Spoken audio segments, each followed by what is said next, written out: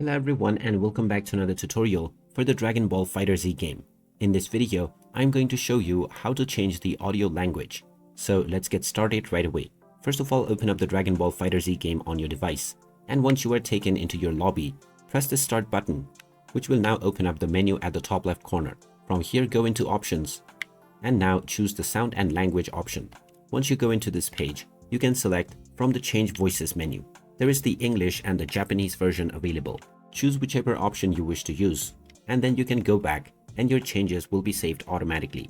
After this, you can start enjoying your game with your chosen audio language, and you can come back to this menu at any point of time in order to change your language once again in the future. And there you have it. That is how easy it is to change the audio language on the Dragon Ball FighterZ game. If you find this video helpful, don't forget to hit that like button and subscribe to our channel for more useful tips and tutorials. Thanks for watching, and I will see you again in the next one.